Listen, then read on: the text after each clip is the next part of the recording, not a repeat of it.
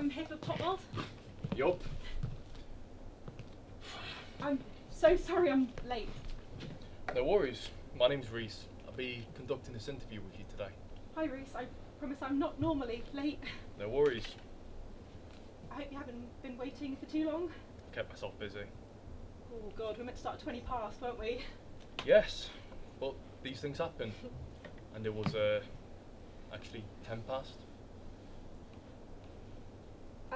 I was expecting, I think my publicist mentioned that Helen would be... Helen got pulled last minute. There's been an emergency, so she's had to stay in the office today. Oh God, I hope she's okay. October's Smiler Month has a ex who's come forward saying he was emotionally abusive. Twitter's naturally up in arms about it, and with 4 days left to print, you're going to make this shit up. As if we haven't all got enough on. Right, good, well, I hope you get that sorted. Last time I heard, they're giving Smiler Month to whoever had Tan of the Summer.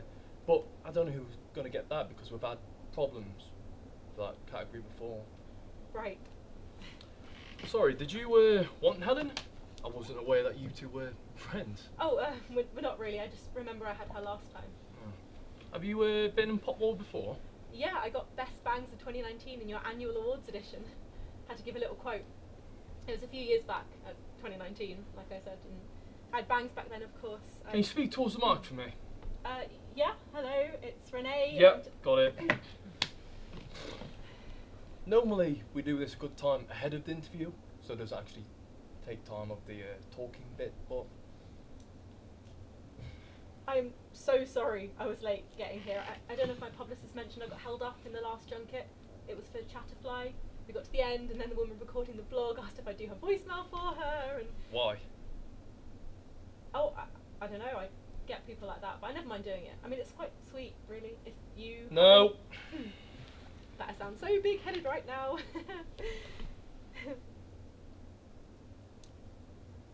Actually, I think my niece likes you. Oh, does she? Oh, that's so sweet. How old is she? Well, she's only 5, so I guess you could say she hasn't got into proper music yet, but...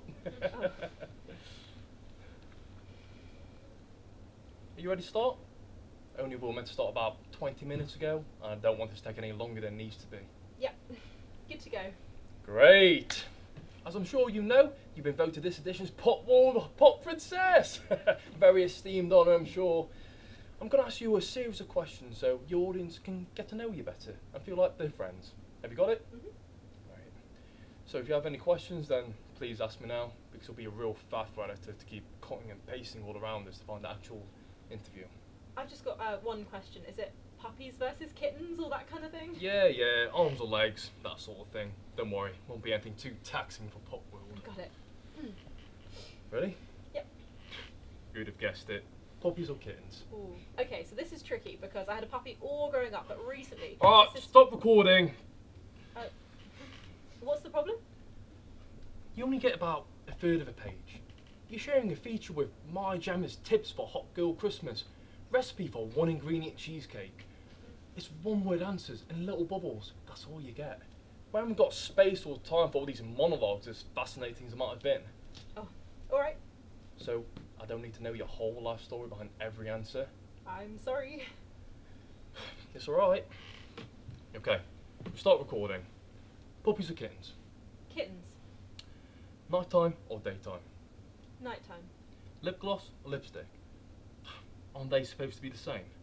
Do you want me to answer that? No. Then lip gloss. Vanilla or chocolate? I presume they mean ice cream. Neither. I'm lactose intolerant, but there's this amazing mango Alright, let's sorbet say I you got. weren't. Vanilla or chocolate? Well, I've never had either, so I But I'm sure you know what the flavour tastes like. don't actually like a lot of sweet things, so... I'm putting down chocolate. Water parks or theme parks? Water parks. Football or rugby? Football. Early mornings or late nights? Is that not basically nighttime or daytime again? Yes, but I didn't write these questions. Then I will spice it up and say early mornings. Or actually, will they be mad if it's inconsistent? Oh yes. Expect a storming of Pop World HQ on Monday morning. Hordes of 8-year-old girls clutching their free foo-foo plans and glitter journals. A preschool Bloody Sunday at January Pixar 6. What's the next question? Do you prefer hellos or goodbyes? Is that meant to be philosophical? I can assure you, it's not. Do you want me to answer it like it is? If you like, but we shan't include any of it. So if you rather just save your breath, I can just take it at face value. I prefer hellos. Do you prefer rom-coms or horrors? I like a rom-com. Do you prefer pizza or hamburgers? Hamburgers? Christ almighty, we're in America all of a sudden. Hamburger. Let's grab a hamburger.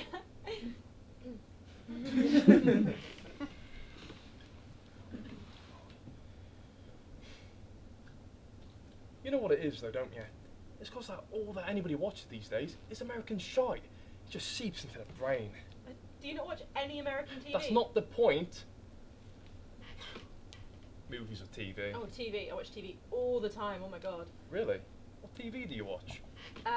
Well, I love Friends. I must have seen that about 100 times. Anything easy watching, you can have it on in the background while you're working. Oh, and I've actually just finished Teen Wolf, which I can't believe it's taken me so long to get around to. Why? What TV do you watch? Documentaries mostly. You a Game of Thrones guy? Because you seem like you'd be a Game of Thrones guy. I can assure you I'm not. Really? No, I had to look. You've never seen it? No. That's so crazy. I thought everyone had seen Game of Thrones. Oh, did you really? Have you seen Euphoria? No, I've not seen Euphoria, because I'm not a fucking 19-year-old girl. Now, can we get on with this interview, please? Thank you. Now, hats off. I hate to burst your bubble, but you know who you're writing for, right? Sorry? You're writing for Pop World. Your audience are tween girls. Your point being? I'm not trying to... You're just... Look, you're not above Euphoria, alright? I'm well aware. And scarves, I don't know. It was hats They're or... hats. Alright, well, that was the last of the questions. Oh, okay. I can't give you an exact publishing date, but I imagine a few weeks' time shouldn't be too far off. Just depends on any last-minute re-edits or shuffles. Our people will talk to your people and we'll give you an advanced preview, of course. Of course, yeah, thank you. Don't expect all your answers to be used. We only use 4 or 5 we know we'll have room for. The rest are just backed up. Yeah, that's fine. Have you got another interview after this one? No, I was supposed to go on some podcast, but I didn't quite get the message. Either it's been cancelled or the host. Either way, my publicist pulled it, so I'm done for the day. But I've been doing album promo since 7 this morning, so I'm not turning my nose up at an early finish. I'm sorry for snapping at you before.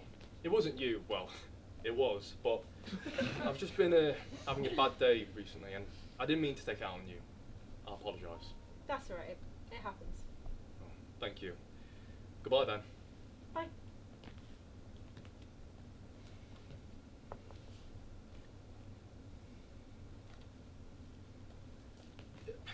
The interview, are you proud of it? Sorry? The interview, did you say everything you wanted to say? Are you happy with the outcome? Is it something you can be happy to look back on? I don't understand. Is that one of the questions? Or? No, I'm just asking you a genuine question. Let's say in about 60 years' time, when some scabby little 8-year-old stumbles upon his dead grandma's CD in his attic, what do you think they're going to find when they search up the name Renee Roy? They'll find my music? I don't know what you... Yes, because pop music is known for its longevity and timelessness. Face it, Renee, singers aren't singers anymore. They're celebrities that can hold a tune.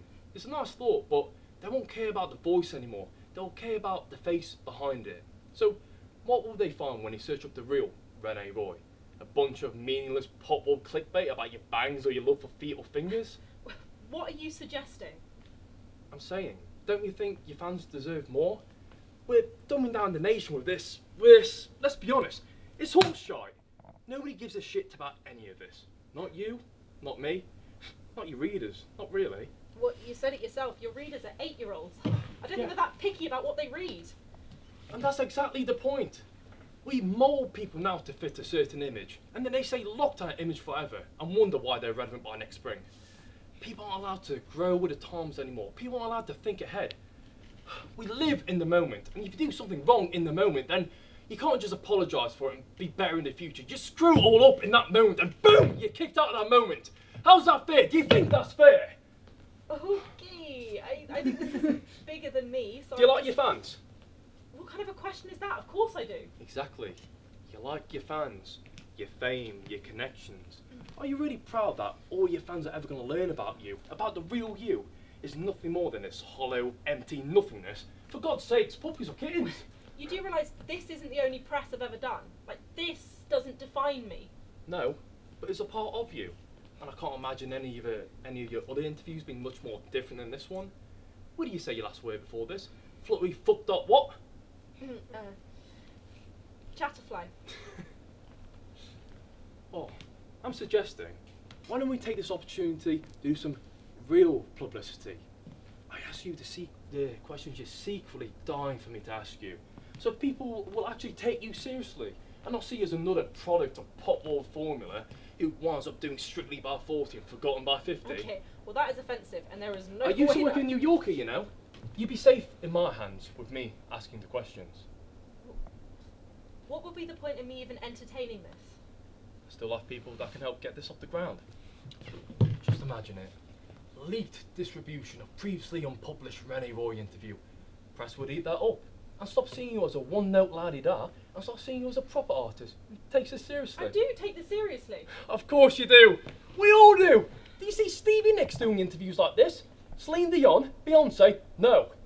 They ask them about their careers, about their lives, their hopes, their dreams, their failures. That's what makes them real in our eyes. That's what makes them legends. And I want to do that for you too. Why? Let's just say I'm bored. Got no real plans for the evening, and neither do you, as you admitted. Listen, I know what readers care about, and it's not this. I'm offering you here a chance to get interviewed by a real journalist about real things, things that will give you dimensions and make you of interest, not only to 6-year-olds. A real, like, New Yorker interview? Doesn't that sound better than Potwell's edition 365 Summer? Yeah, sure. Yeah, why not? Let's carry on with the interview and we can get on to some real questions. Marvellous. So,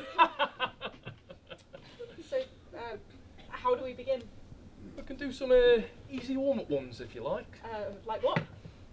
Rene Roy, I simply have to know, do you prefer daisies or daffodils? Hey, I thought you said no more this or that questions. I know, but sometimes you can't beat the classics. Okay, I love daisies.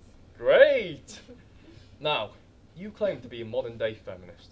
So, what impact do you think your lyrics like, I hear you collect them like trophies, well, hey baby, here's your gold medal, have on your younger female listeners, where you appear to be promoting the objectification of women? What? You said no more patronising, no more puppies versus kittens, and I agree with you. So, to steal your words, spice it up a bit. That's not a fair question. You didn't Renee, tell me. you said you wanted a deeper conversation, so I've asked you a genuine question. This is a real interview now, Renee. Welcome to the real world. So, what have you got to say? You said this would help me. This is helping. This to prove to everybody that you're a big girl who knows more words than what a publicist spoons feeds her. That is so insulting. How is it? Renee, I'm on your side here. You want to be taken seriously, don't you? And that's not going to happen if you keep hiding behind knives or forks. Listen, I believe I'm above euphoria, and you believe you're above pop world. So, go on then. Are you not concerned that your music goes against your feminist status? My answer to that is that those lyrics are from one of my much earlier songs which were not written by me. A man named Jeffrey Fisher wrote those lyrics amongst many others on my first album. But you still had to sign off on those lyrics, did you not? Did you not think about the possible negative influence they might have on your more impressionable younger listeners? Including the accompanying music video, which features you dancing extremely seductively in front of a group of leering men across the bar. I thought you weren't a fan. I told you, my niece. Or did you think because you were objectifying yourself and therefore had control, it was actually empowering? Was it some of that world-famous self-sexism you're always hearing about? The music video, like most tend to, had an entirely male crew. There were no intimacy coordinators, not even a female producer or backup dancer. It made me uncomfortable, and I didn't love it, but I have much more creative control over my newer videos, which place more of a focus on female friendship and self-worth than anything else. And I did sign off on those lyrics because even though they weren't great, it was either sign off on them or lose my chance for my big break. And I don't have to tell you how hard I worked to even be in that room having that conversation in the first place. I didn't want to jeopardise that. Oh, you worked hard, did you? Yeah. Alright then, let me ask you this next question. What advice would you give your younger listeners wanting to break into the music industry like you did? Okay, I would say... Oh, sorry, let me rephrase that. Your younger fans want to break into the industry who don't have a world-famous aunt who bankrolls their first album or a movie star father who gives them their movie star surname. Excuse me? It's funny that you mentioned Jeffrey Fisher, given that he's one of the most popular and well-known music producers working today. Not only to have him write your first debut album, it's a feat that much more older, more experienced artists can only dream of. I was new to the game. I didn't realise how lucky I'd been until many years later. Oh really? So you never heard of Jeffrey Fisher before? He just miraculously turned up and offered to write music for you? I really find that hard to believe.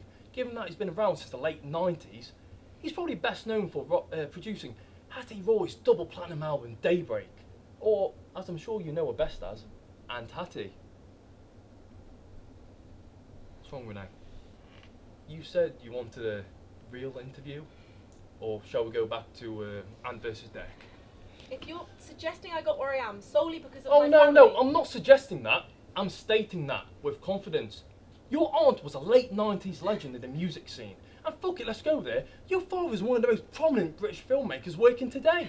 You were groomed for fame since the moment you were born. My father has nothing to do with this.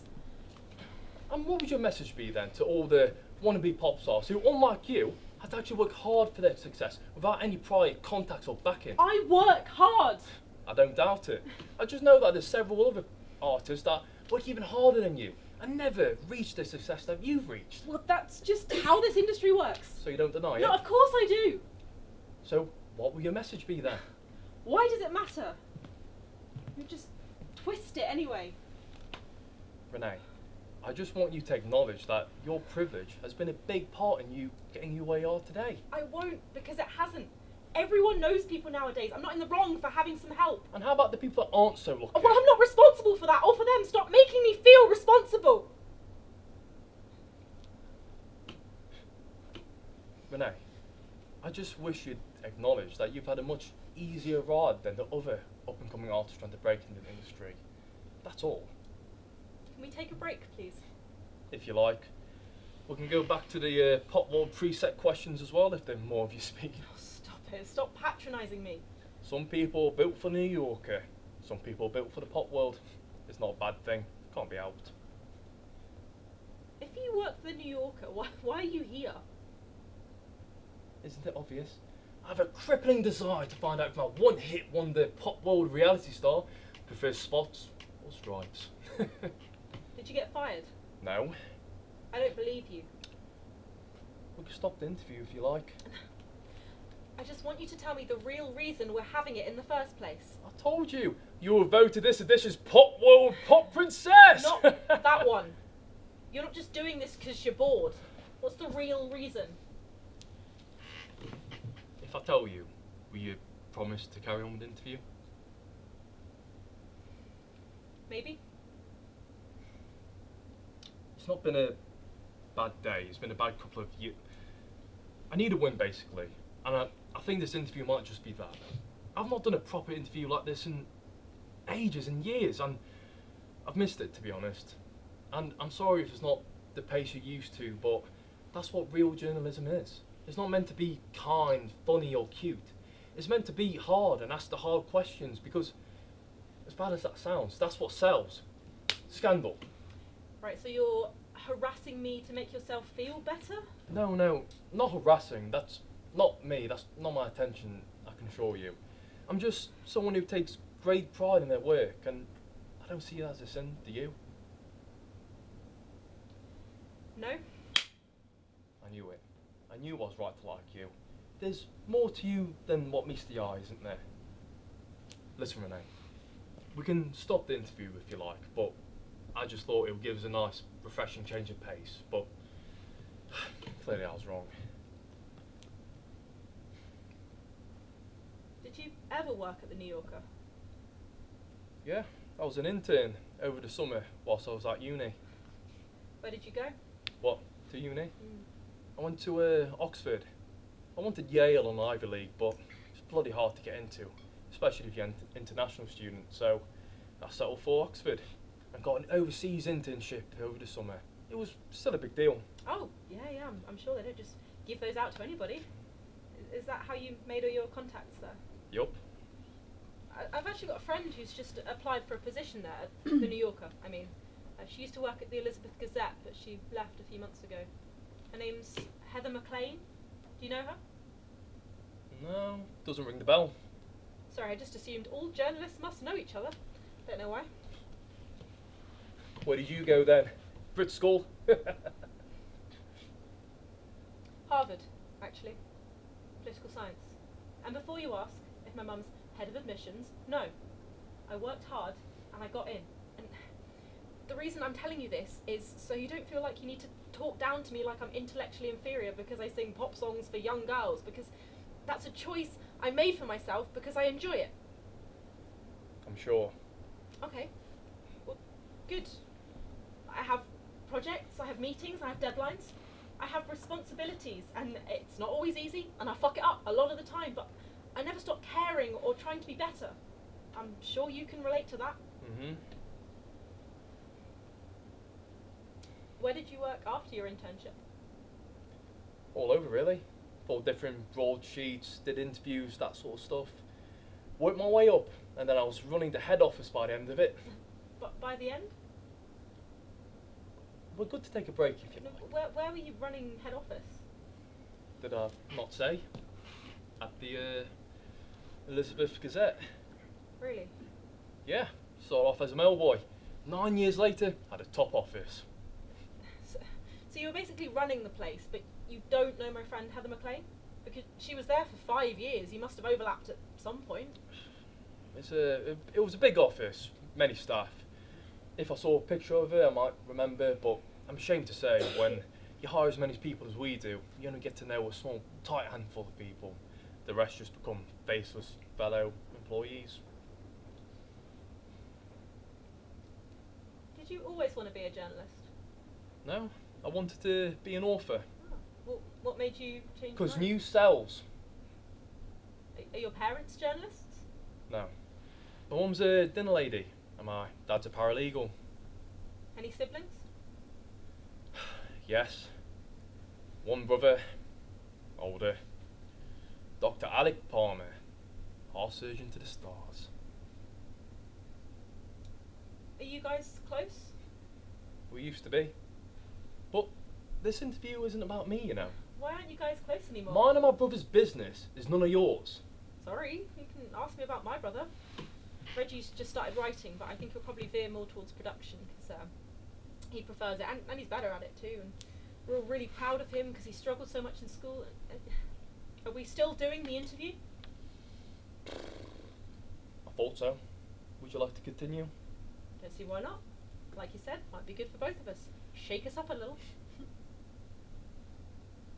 And you promise you won't go all hysterical on me? Didn't see it's being hysterical.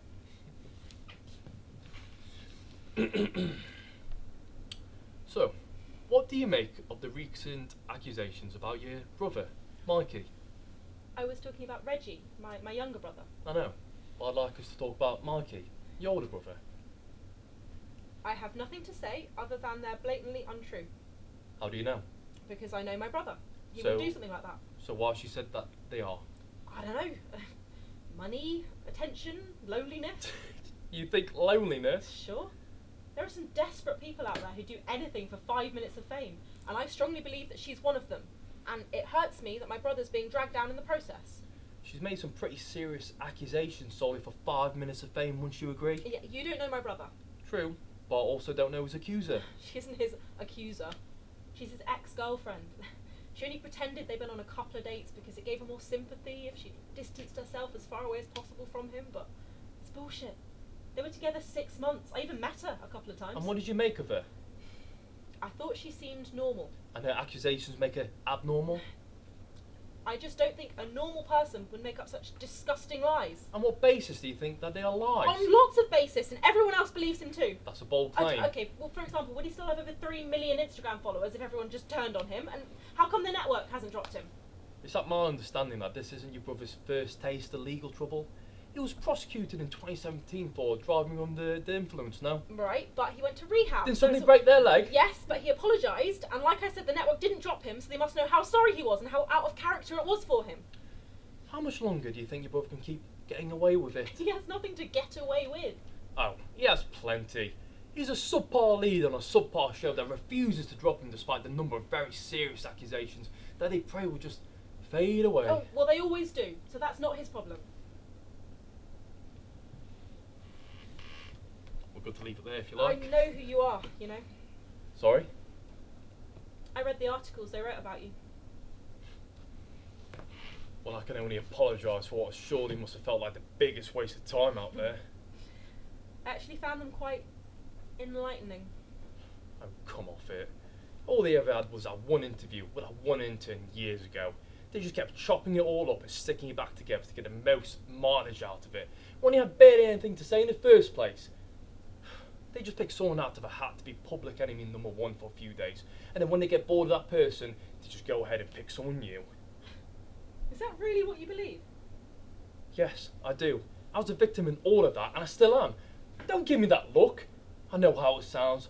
Ooh, boo-hoo, poor cis male. What? Can I not feel sorry for myself anymore? I didn't say that. Well, your face did. I don't even care about that anyways. It was a H word I couldn't stand. Hostile. A hostile work environment, a hostile employer, a toxic attitude. When that word even come back into fashion? Because apparently I'm that too. Right. I don't get it. I'm passionate, yeah, but I've always been passionate. Passion was the reason why I got into a good uni and got a good internship amongst a lot of other things. Passionate used to mean hard working, stopping at nothing to let get in your way, not taking no for an answer, but then suddenly passionate means intimidating, dominant, domineering, and then suddenly people look at you different, and then you're back where you started nearly 30 fucking years ago. This isn't fair. This isn't fucking fair. I don't deserve to be treated like this, like I'm one of the bad ones. The bad ones? Yeah. You know, your Weinstein, Polanski, Cosby.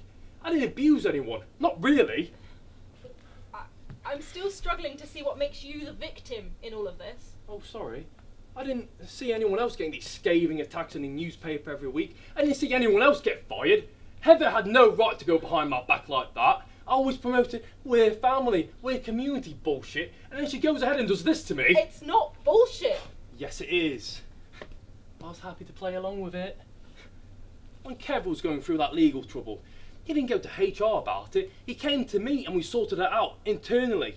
When Mickey was going through that divorce, he didn't go to anyone else about it. He came to me and we sorted it out together as mates. Was Heather? She didn't even give me a chance. I barely had any time to blink and I was thrown away to the dogs. Is that really how you see it? Yes, it is. That is how it is. How is Heather going on anyways? Going for a New Yorker job, is she? Whilst I'm having to work my way back up to the top. I didn't see anyone else get kicked down the ladder. So is that what this is to you then? The bottom? You know full well it is. We were just both embarrassed by these questions one another when this first started. They're doing this on purpose to get back at me. They? Who's they?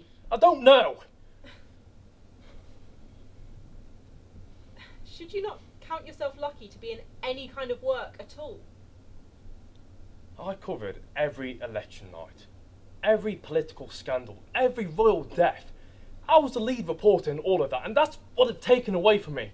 This isn't fair. This isn't fair. Well, I'm sorry you feel like Oh, that. fuck off. Fuck off. What? You and your bullshit celebrity snowflakes. Ooh, sorry if you feel triggered right now. Ooh, sorry if I've offended you. Don't just skirt around your responsibility and just be fucking responsible and stop pinning your bullshittery on the victim. Oh, and that's you, is it? Yes, but not just me. We need a whole new Me Too movement for all the men that's been fucked by the system. We're the real masses here. Not you, not Heather McLean, Not your brother's ex, us, which have been cut out and hung out to dry, whilst you just swan around and enjoy everything we've laid out for you. You just flip-flop all over your morals when it suits. That is not... So how come you believe Heather McLean, but not your brother's ex? Isn't that surely inconsistent for what you stand for? Face it, Renee, you're pathetic. Too cowardly to commit to a stance. So you just amp up your ditziness and cutie pie innocence so nobody thinks it's suspicious how you haven't publicly condemned Mikey or stood with him. You're playing both sides for your own benefit and you're winning for it. You're yesterday's news and you know it.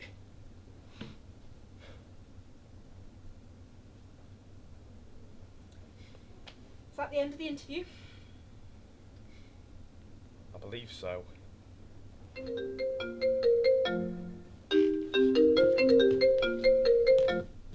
Hello? Yes, this is he. Oh, really? Smith? Oh, no, that's brilliant. Yeah. Oh, no, great. What time? Yes, I'll be there. No, thank you. No, thank you so much. See you soon.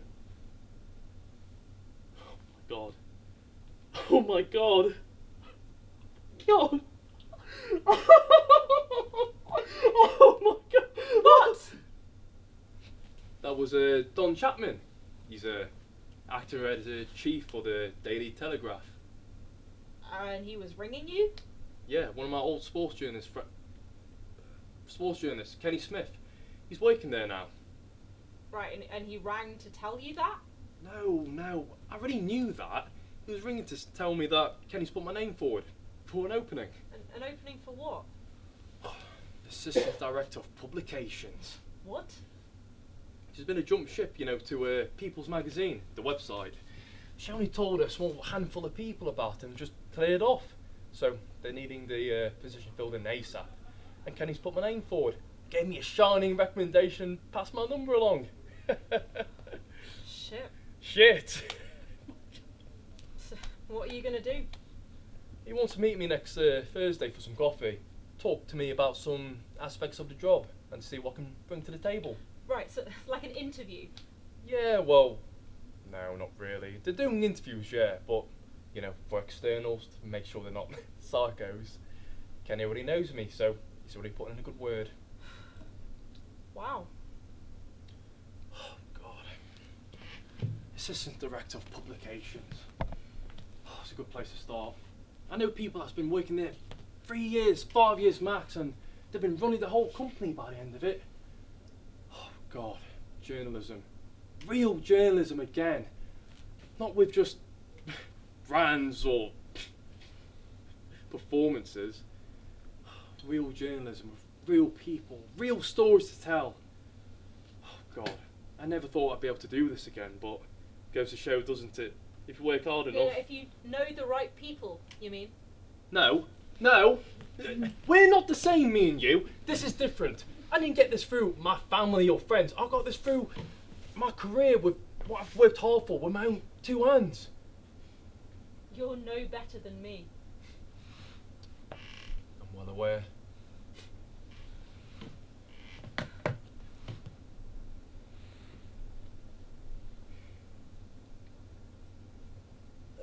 Renee, I was just wondering. Yes? This recording, it might not be usable. Yes. So I was thinking, shall we go back over some bits of the interview? What bits? Let's say the pop wall preset questions. And what would happen to this interview? I don't know. Nothing. We don't particularly talk anything much of value in it. And rats versus rabbits is of value? Not of value then, but say comfort. To the reader, to you, to me, just doing their job. It'd be a good place to leave things at. Everyone's happy, I think. Your fans get to know a little bit more about you, and I've done one's last final farewell interview for Pop World. Besides, like I say, you only get one-word answers and little bubbles. You really want us to delete it? Why not? Nothing particularly salvageable on there. And I think we both get a little carried away there, don't we? But we're right now, aren't we? I suppose. Here, you can do the honours. So say I was just to accidentally hit the delete button, we could take it from the top?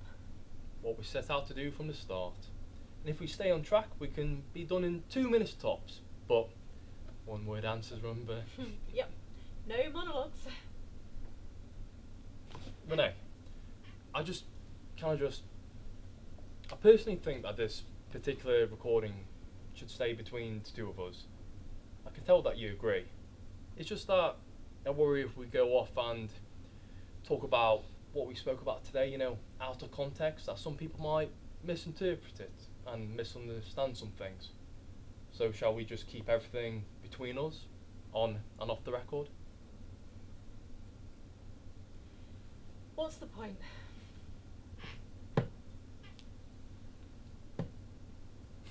Atta girl. Now we can start afresh. Some things that are good that are meant to last have a habit of doing so. Other things. That's what we have the delete button for. Make them fade away. So are we taking it from the top? Renee Roy. Puppies or kittens?